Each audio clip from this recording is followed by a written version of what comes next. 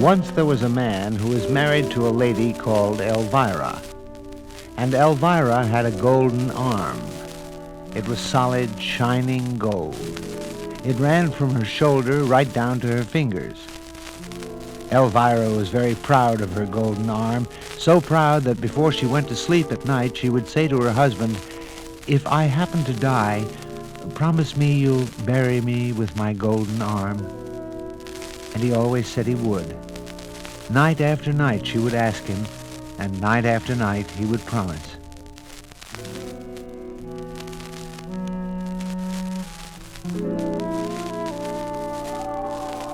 And one night, Elvira died. And the husband buried her just as he had promised, with her golden arm. And life went on for the husband. He was lonely, naturally. He had his work on the farm, he had his friends, but things weren't the same. He couldn't seem to pay attention to his work, and things went from bad to worse. And little by little, he sold the farm animals, then the carts, then the barn. And lying in bed one night, he began to think about Elvira and her golden arm. He thought about what he could do with all that gold. And it seemed a shame that Elvira's arm was buried deep in the ground. And the more he thought, the more he had to have that arm. But he had promised Elvira, and yet he needed the gold in her golden arm.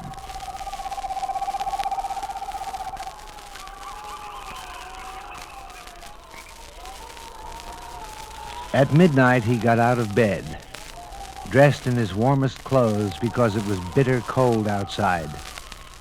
He took his lantern and a shovel. There was no moon, and he walked in the black night to Elvira's grave, the lantern shining on the road in front of him, making shadows that half scared the man to death.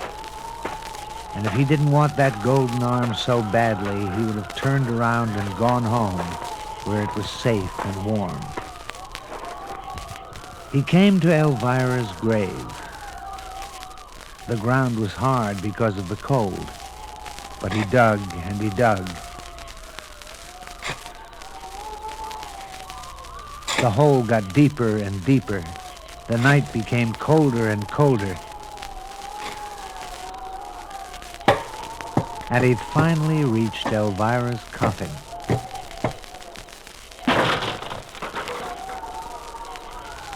He opened the coffin, reached in, and took the golden arm. He covered up the coffin and fixed the earth around the grave so that no one would know what had been done. It began to snow and hail, and the wind got louder and louder as the man started back for home with the golden arm under his coat.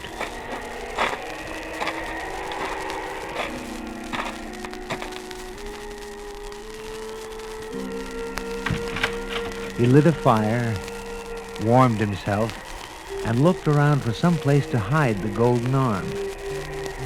The only place that was safe, he thought, was under the covers of his bed.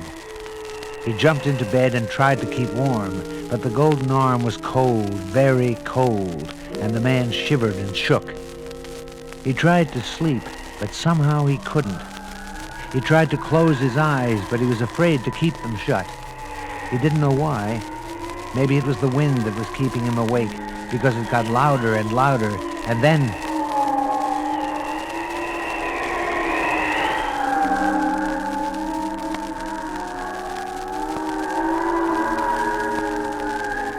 he heard a voice in the wind.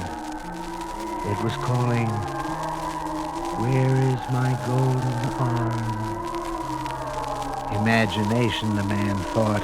It had to be because it couldn't be anything else. But he pulled the covers over his head. He didn't want to hear the sound, or was it a voice? What was it saying? "Where is my golden arm?" He got out of bed to make sure. He looked out towards the road. He could hardly see it from his window. It was so dark out, but the wind carried a voice saying, "Where is my golden arm?" He went to the door to listen, to be sure, and he heard it. "Where is my golden arm?" And he looked into the cellar, and the voice called to him, "Where is my golden arm?"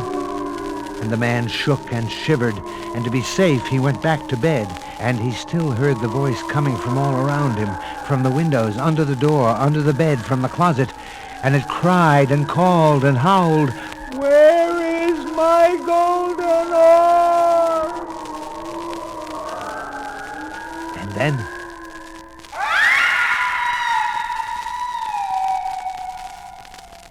he saw it.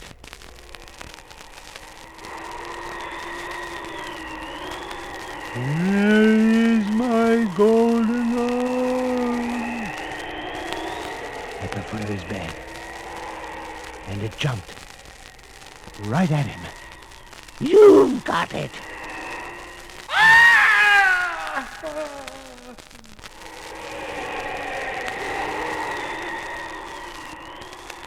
They say that whenever the wind howls late at night, that it's Elvira coming to find her golden arm. Do you have it?